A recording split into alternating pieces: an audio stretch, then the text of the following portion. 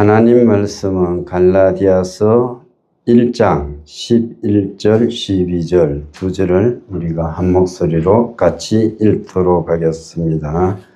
형제들아, 내가 너희에게 알게 하노니 내가 전한 복음은 사람의 뜻을 따라 된 것이 아니니라.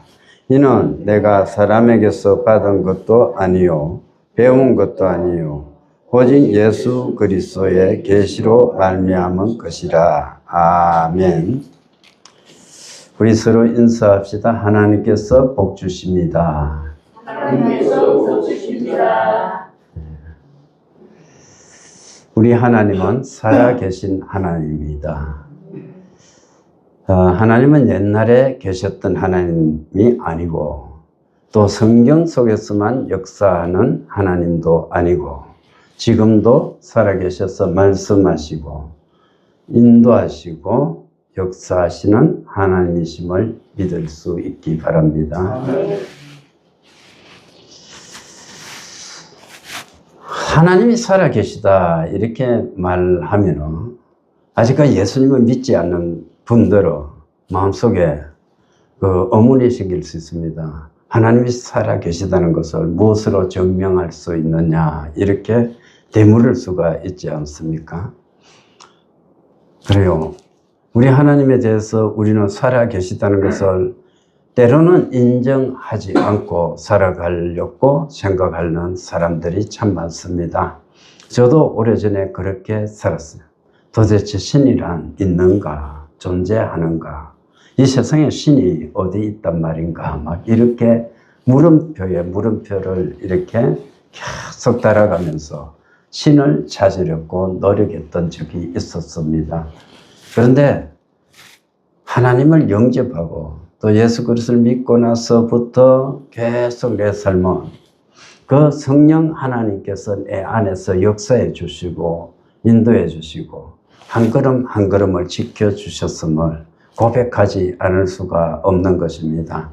여러분, 지금 이제 우리가 삶을 살아갈 때 저와 여러분들이 하나님 앞에 기도하고 또 기도의 응답을 받고 그러한 가운데서 이미 하나님의 역사심을 우리가 믿을 수가 있고 하나님 살아계시다는 것을 우리가 확신할 수가 있지 않습니까?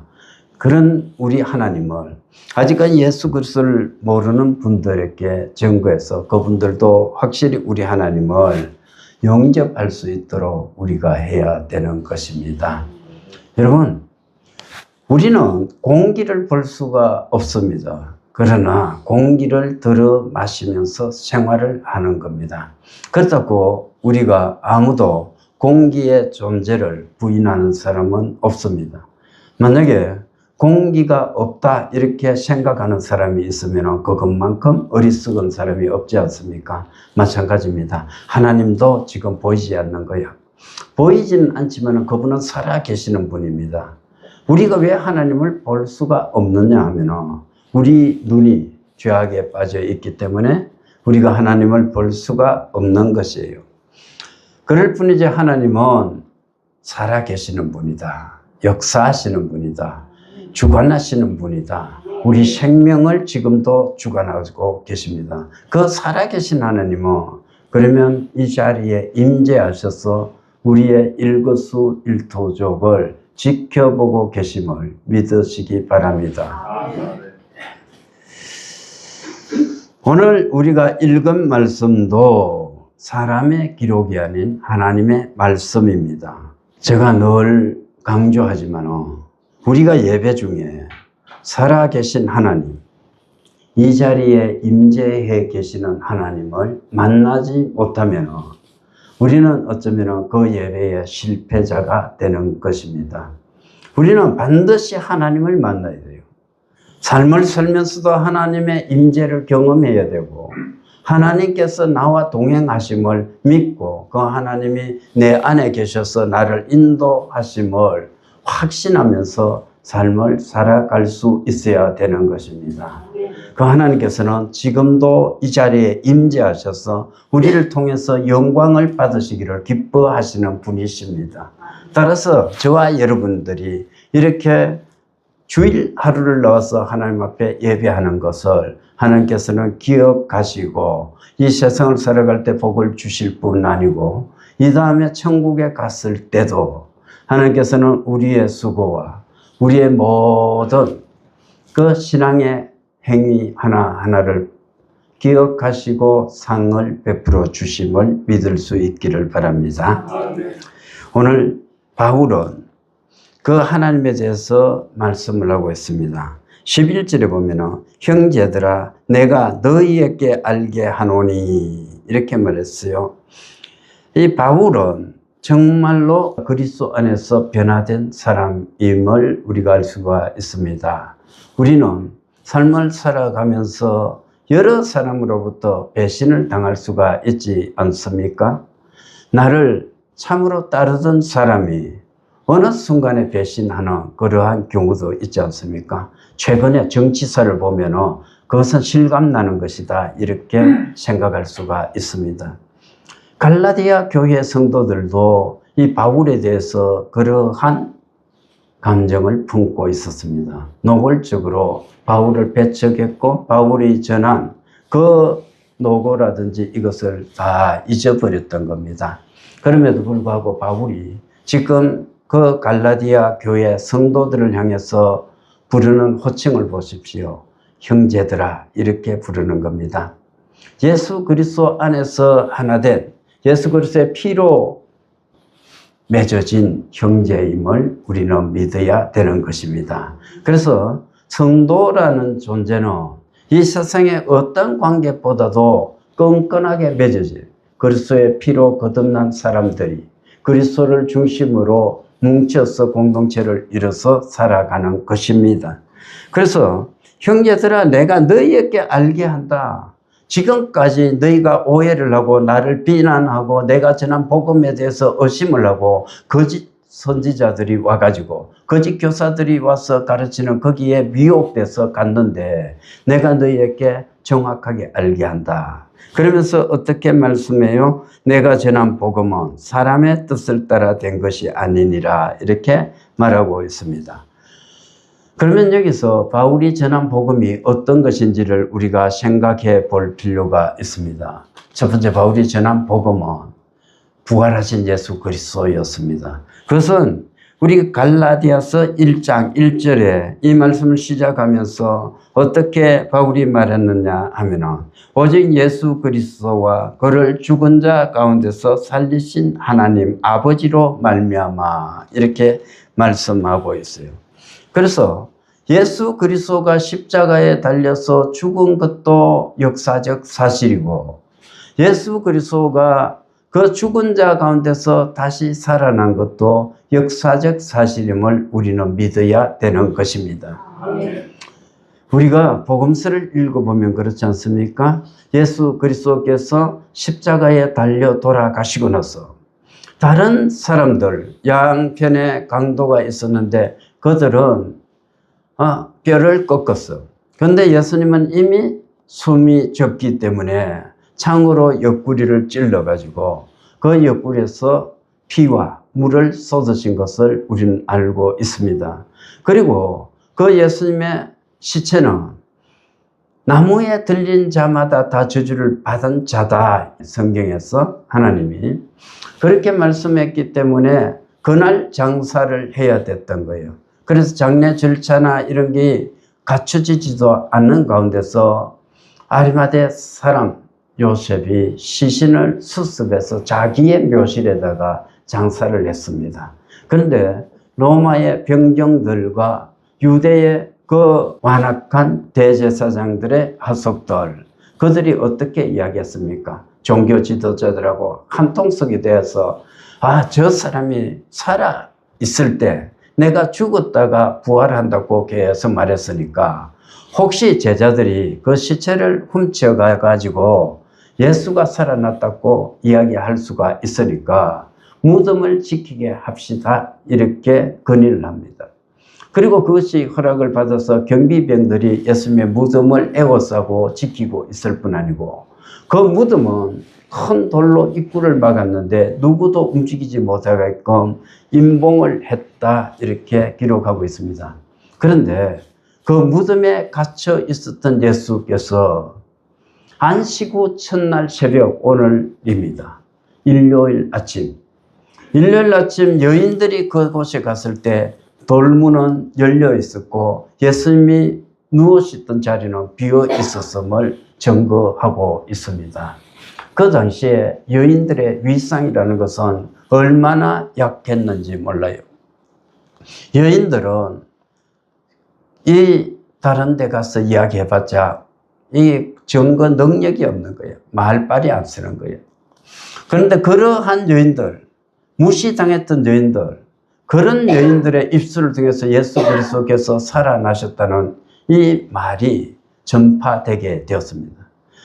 로마의 병정들과 로마의 그 하석들을 동원해서 전부 다 그것을 막으려고 했고 유대 종교 지도자들도 동일하게 그것을 막으려고 했습니다만 엄연한 역사적 사실을 그 누구도 부인할 수가 없었던 것입니다. 그래서 예수 그리스도께서는 살아나신 하나님이다. 여러분, 역사 가운데서 누구도 죽었다가 살아난 사람은 없습니다. 우리도 이 세상에서 보면 간혹 죽었다가 잠시 살아난 사람은 있지만 그러나 그 사람들은 결국 다시 죽어버렸습니다. 그런데 예수 그리스도께서는 죽었다가 살아나셔서 사람들이 보는 가운데서 하늘로 이렇게 올라가시게 되었던 것입니다. 그리고 그 성천을 목도한 사람들이 너무나 많았던 것입니다. 그렇기 때문에 이 제자들과 여인들과 그 당시에 이름 없는 수많은 사람들은 자기 목숨이 위협을 당하지만 그것을 부인하지 않고 끝까지 증인되어서 살고자 했던 것을 우리는 잘 알고 있습니다. 그리고 나서 두 번째 예수 그리스도는 어떠한 분이냐? 대속주다. 대속주.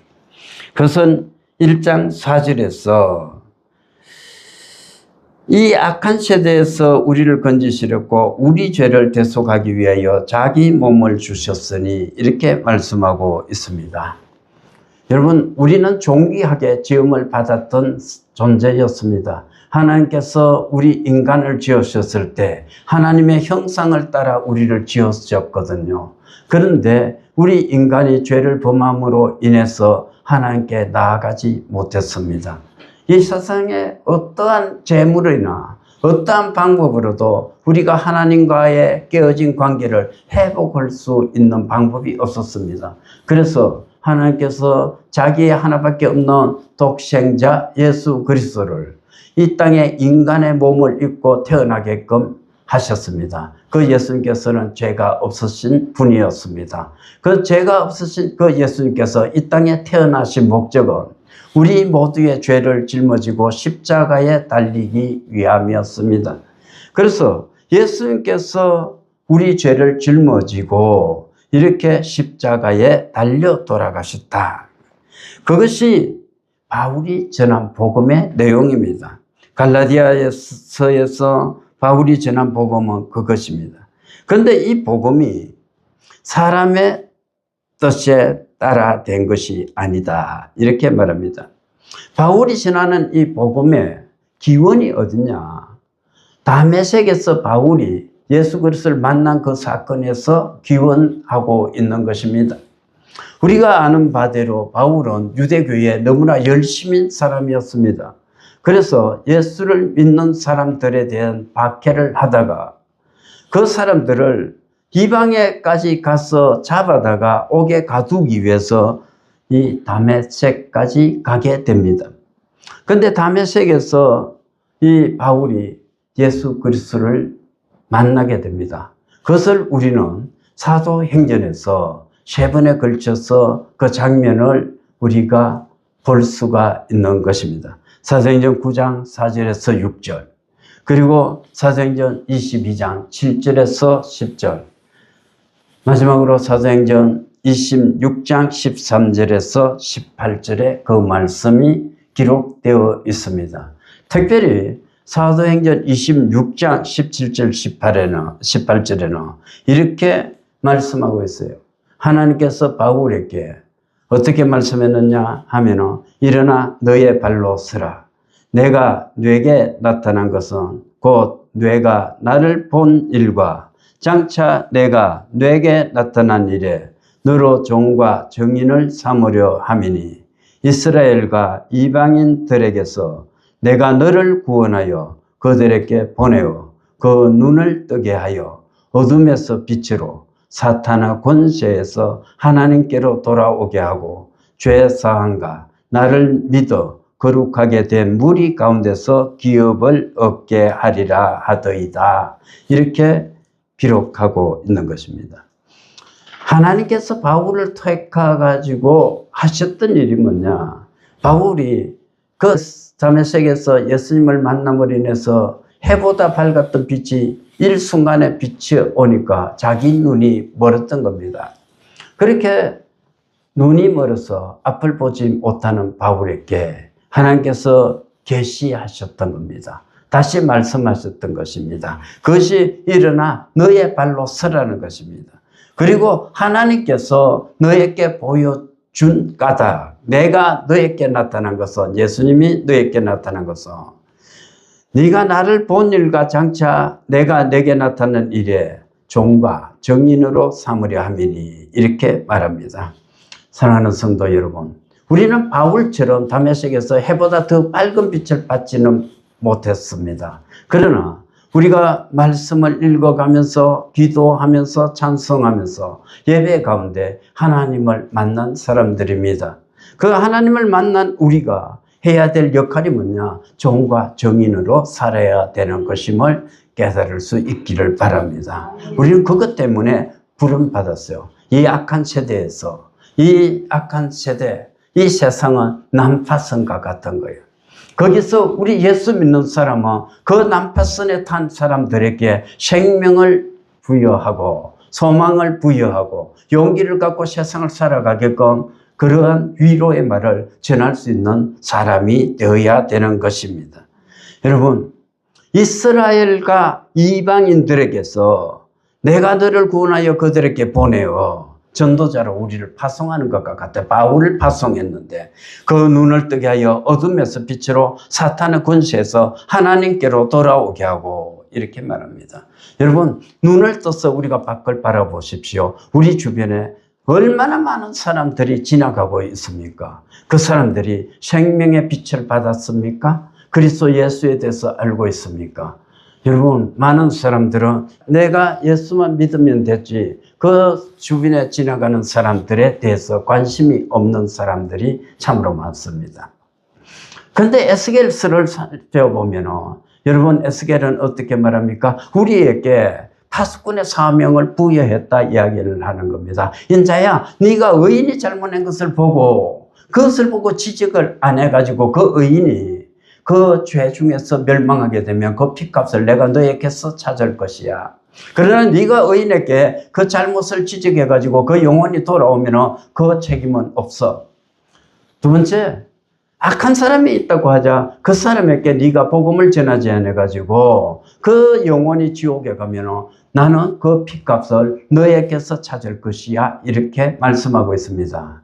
그리고 그 악한 영혼이 내가 복음을 전했는데도 불구하고 악한 그대로 있으며 그 영혼의 책임은 그 악한 자가 지게 되는 것이고 돌이키면 그 영혼이 하나님께로 돌아오는 그러한 기쁨 속에서 천국의 잔치가 벌어지는 것이죠. 여러분, 에스겔은 그렇게 우리에게 말했거든요. 그러면 오늘 성도들은 어떻게 삶을 살아가야 되는 거냐? 내 혼자 예수를 믿어가지고 내 혼자 천국 가는 것으로 만족하는 것이 아니고 버려주면 죽을 수밖에 없는 수많은 사람들에게 예수 그리스도를 증거하는 정인으로 삶을 살아야 됨을 우리가 깨닫게 되는 것입니다. 여러분, 죽어가는 사람들, 도대체 어디로 와서 어디서 와서 어디로 가는지를 모르고 있는 사람들, 그 사람들, 영적인 맹인인 사람들에게 우리가 그 눈을 뜨게 할 의무가 있는 것입니다. 그들이 하나님께로 돌아오게끔 해야 될 의무가 우리에게 부여된 것이고 그들이 죄사함의 그 권세를 그 예수 그리스도를 믿어서 죄사함을 받게끔 하는 그 일에 우리가 쓰임 받아야 되는 것입니다. 그렇다면 바울이 이 전한 복음의 본질이 뭐냐? 이것은 사람이 만든 것이 아니다. 오늘 11절에서 내가 전한 복음은 사람의 뜻을 따라 된 것이 아니니라 이렇게 말하고 있습니다. 여러분, 사람이 만든 것은 완전하지 못합니다. 기계를 하나 만들어도 사람이 만든 것은 불완전해요. 그래서 계속 세월이 가면서 다시 그것을 갱신해서 다르게 만들고 하지 않습니까? 완벽할 수가 없어요. 우리 인간이 하는 모든 일이 그렇습니다. 우리가 젊은 날에는 내 힘으로 살 수 있을 것 같고 내가 모든 것을 할 수 있을 것 같고 그렇게 살아가잖아요. 그러나 나이가 들어서는 그렇게 안 되는 겁니다. 사람이 만든 것은 완전하지 못한 거예요. 완벽하지 못한 거예요. 사람이 만든 것은 변합니다.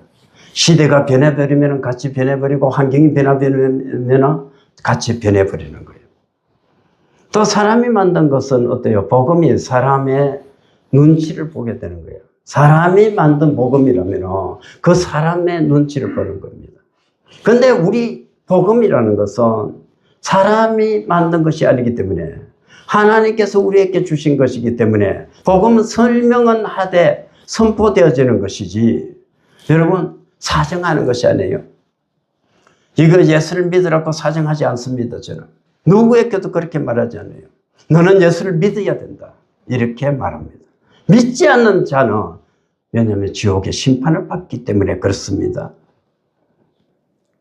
여러분 그렇잖아요. 복음은 그저 우리가 한 사람 전도하기 위해서 또 찾아가고 사정을 하고 온갖 물건을 주고 막 물품을 주고 선물을 해가지고 나중에 그 사람 예수 믿었다 이렇게 간증하는 사람들도 있습니다만 그 방법도 괜찮겠죠. 그러나 그렇게 사정하는 것 아니에요. 이게 금이고 이게 정말로 귀한 보석이라면 내게 있는 이 보석을 당신에게 우리가 보여주는 거야. 그 사람에게. 그런데 보여주면서 금빛이 찬란하게 비치도록 이렇게 보여줘야 되는데 금이 흙이 묻어가지고 금인지 이게 옥인지 아니면은 그냥 굴러다니는 구슬인지 분간도 못하게끔 전하니까 그 사람들이 어떻게 받아들이지 않는 거죠. 그런데 이 보석으로 빛나는 이 복음이 정말로 찬연하게 빛나는 그러한 모습으로 다른 사람에게 우리가 설명한다면 그분이 선택을 해야 되는 거예요. 받는 사람이 선택하는 겁니다. 신명기 30장 제가 자주 인용합니다만 너희 앞에 생명과 화, 저주와 복이 있는데 너는 살기 위해서 생명을 택하고 이렇게 말씀하고 있습니다. 여러분 여기 생과 사가 갈라지는 거예요.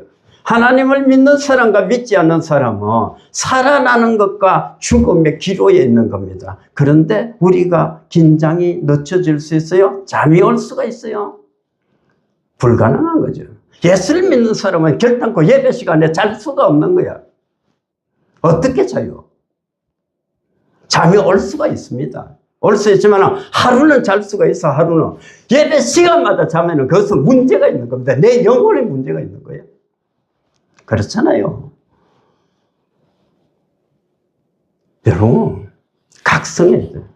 이 말씀이 내가 전할 때 정말로 회개하십시오. 여러분 내 영혼이 하나님 병들었습니다. 나는 졸고 있습니다. 내가 잠자는데 나를 건져주십시오. 데살로니가 전서를 보십시오. 자는 사람은 밤에 자고 취하는 사람은 밤에 취하되 우리는 낮에 속하였으니 낮에 속한 사람은 졸지 않는 거야. 정신을 차려야 됩니다. 시대가 바뀐다고 그리스도께서 십자가를 지신 사실이 바뀔 수 있습니까? 그리스도께서 부활하신 사실이 바뀔 수 있습니까? 세월이 간다고 해서 이 자리에 임재하신 예수님께서 안 계신다고 우리가 이 자리에 예수께서 안 계신다고 우리가 생각할 수가 있습니까? 만약에 전능하신 예수께서 정말로 이 자리에 임재하심을 내가 믿는다면 그 앞에서 내가 흐트러질 수가 있겠습니까?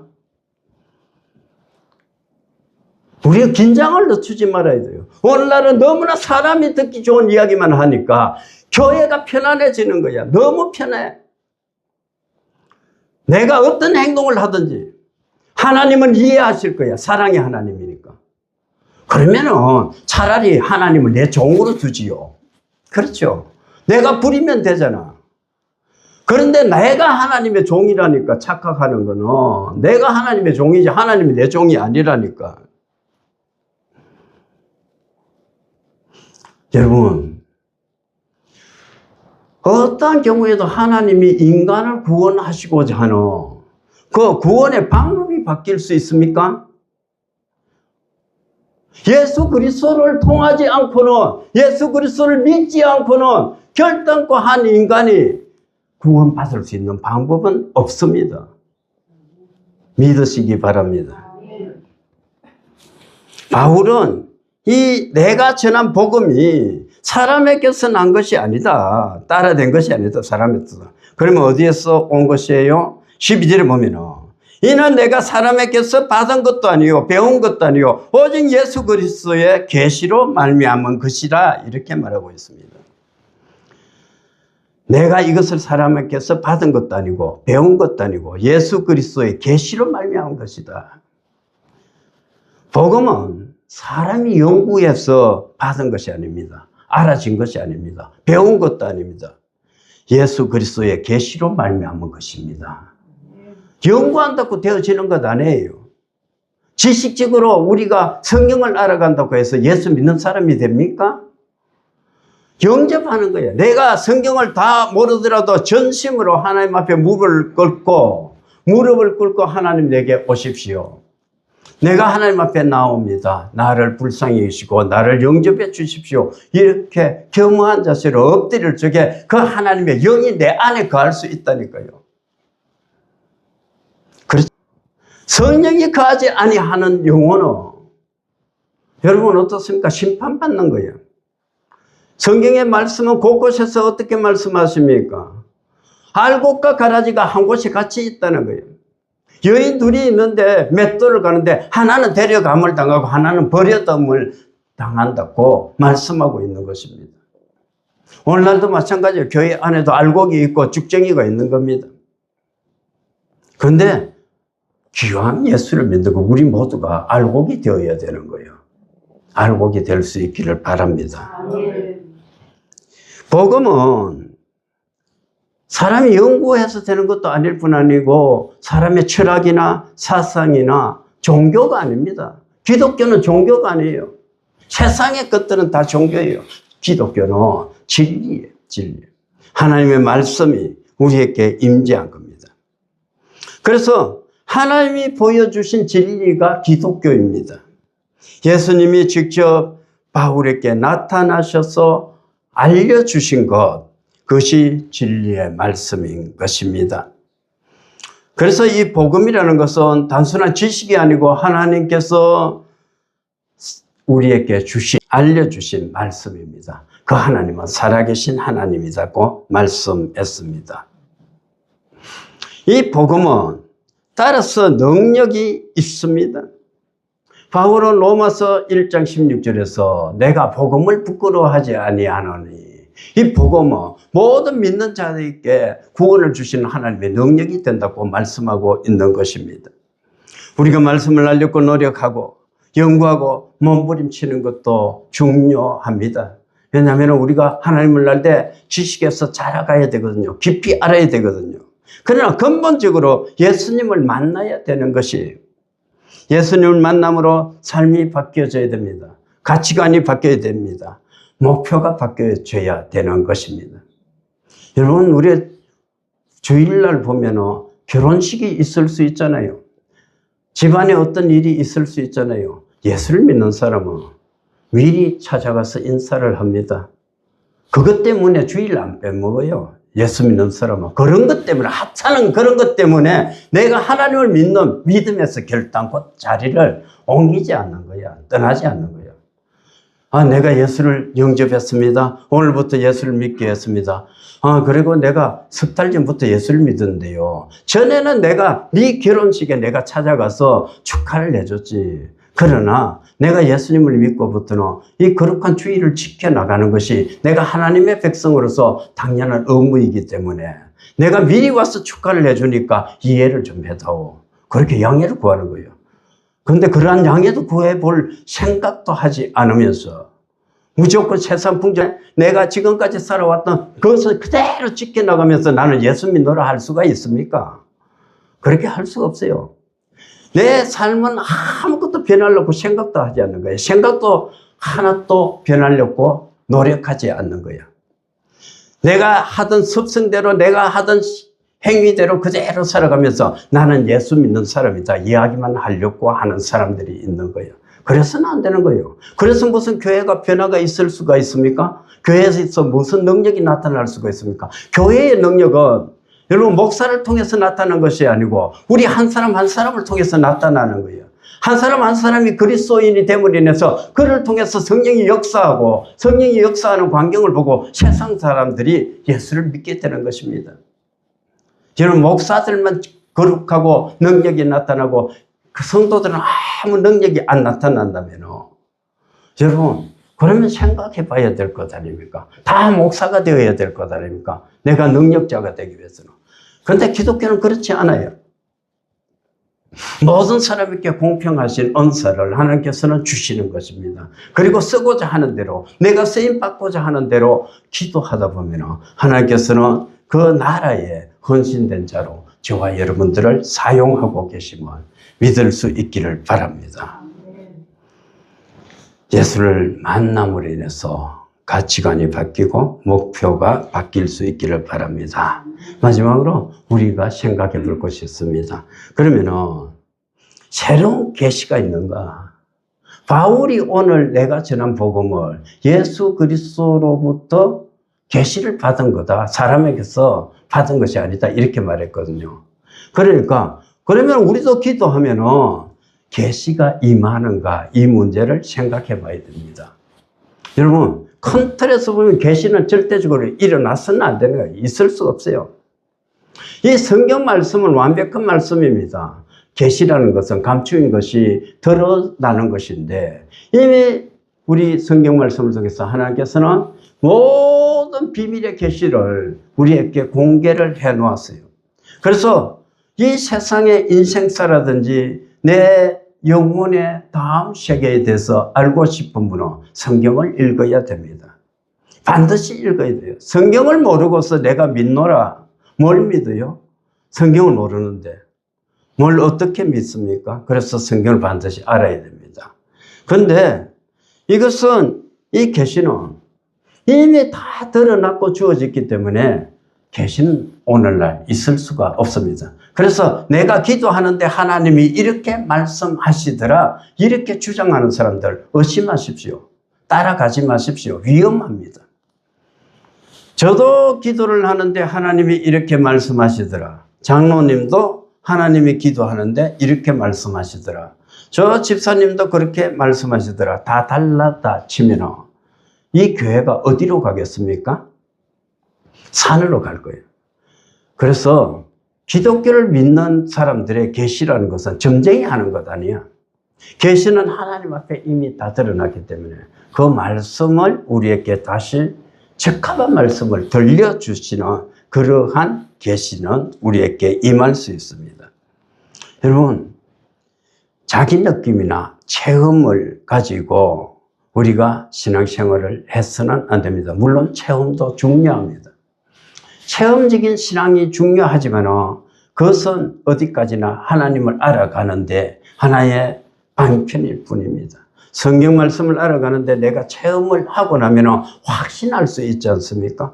그런데 근본적으로는 내가 성경 말씀을 알아가야 되고 성경의 기준에서 내가 신앙생활을 해야 되는 것입니다.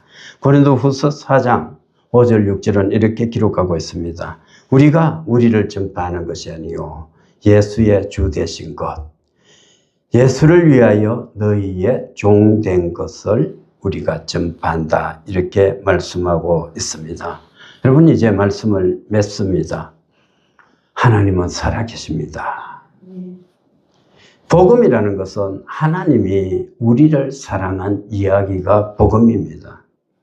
그것은 예수 그리스도께서 우리에게 계시한 것입니다. 성경에 기록되어 있는 말씀입니다. 그것은 살아있는 하나님의 말씀입니다. 성도는 그 하나님의 말씀을 믿고 따라가는 사람입니다. 그래서 하나님을 믿고 따라가는 신앙인이 성도라면 우리는 하나님 앞에서 어떻게 삶을 살아야 될 것인지를 생각해 봐야 되는 것입니다. 사람의 뜻을 따라 된 것 아닌 하나님의 계시를 따라서 주어진 말씀이 이 성경 말씀이라면, 정말로 그 하나님이 살아계신 말씀이라면, 그 하나님이 내 영혼을 불쌍히 여기시고 나를 살리시기 위해서 이 말씀을 주셨다면 우리는 성경을 읽어야 됩니다. 여러분, 사랑하는 여인이 있다 칩시다. 여인에게서 편지가 왔다 칩시다. 우리가 편지를 안 읽겠습니까? 좀 긴 장문의 편지일지라도 우리는 끝까지 읽을 것 아닙니까? 지나간 세월 동안 그 여인과의 관계 속에서 슬펐던 일 또는 좋았던 일, 그러한 편지를 장문을 써가 내게 보냈다면 그것을 안 읽을 사람이 있겠습니까? 마찬가지예요. 하나님께서 나를 사랑하신 그 사랑의 이야기가 성경 말씀이라니까요.